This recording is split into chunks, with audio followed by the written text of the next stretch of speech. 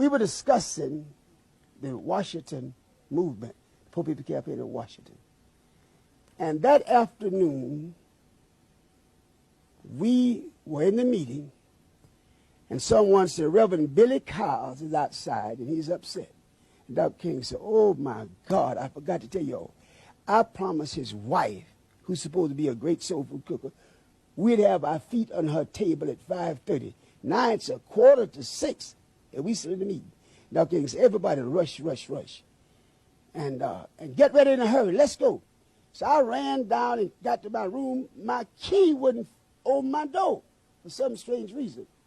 The limousine that had been loaned to us, I opened my door. I could touch the limousine. And finally I heard the driver tell Dr. King, Dr. King, I advise you get your top coat, because even though I have the car on, it's still chilly. And the last words he said in this world, okay, Jonesy, I'll get my top coat. And I heard this thing say, bow! And I honestly thought someone had thrown a firecracker into the air. And I looked around to rebuke whoever was that stupid. And I heard something, bloop-a-loop, fell up above my head. And I looked up, and his leg was sticking through the rail. Dr. King only wore one type of sock and one type of shoe. And I knew that was him. I said, oh, my God, they got it. And then I had to run about 50 feet down and back up, and I got to him. And Ralph was holding his head, and Andy was there. And a guy from Africa who had been traveling with us as a newsman from Africa. We found out later on he was working for the CIA. No, the FBI, working for the FBI. And he had taken a lot of pictures of Dr. King. And I grabbed him in the throat and started choking him, because the bullet hit Dr. King right here. And it went round and cut his medulla oblongata. And I didn't want people to remember Dr. King with half his face shut off. So Andy ran and got a towel. And somehow or another they took one more picture after I made him empty that camera. And it shows Dr. King down with a towel on his face. But I'm going to tell you, I was an expert gunner in World War II. When I ran up on that balcony, and I looked from whence that bullet had to come, the distance of that bullet, and just could feel the wind blowing that day, I said, whomever shot that rifle was one of the best in the world. He shot one bullet. And I believe if Dr. King hadn't moved to go back and get his top coat, the bullet would have hit him between the eyes. The bullet hit him right here. But what happened, and then Ralph said, we'll go in and take him on to the hospital.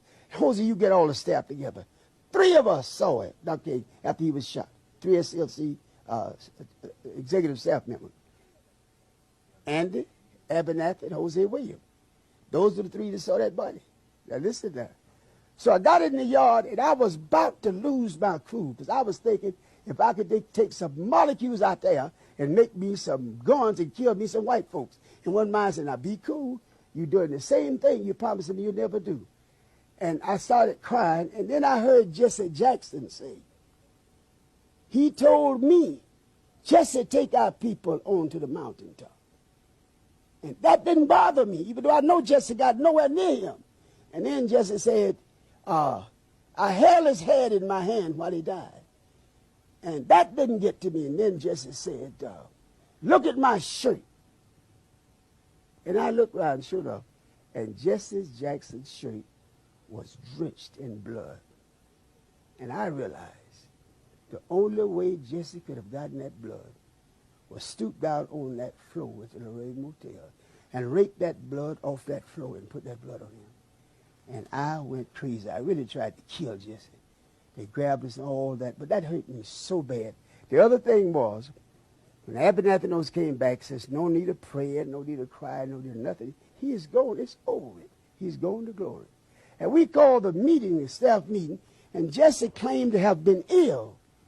And Abernathy told him, Jesse, go ahead to the room and relax. Jesse had to have run like hell that room into that airport, because he got out of Memphis to Chicago.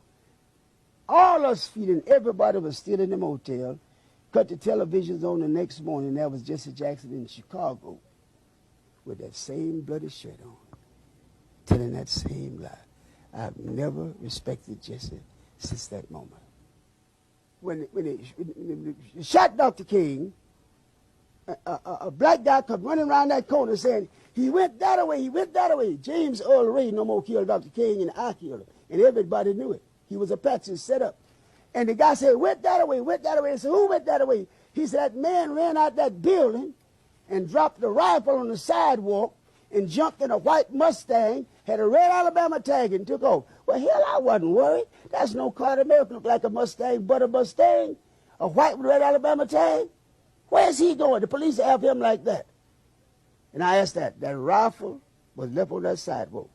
That was the rifle that James Earl Ray had purchased, but that was not the bullet that killed Dr. King.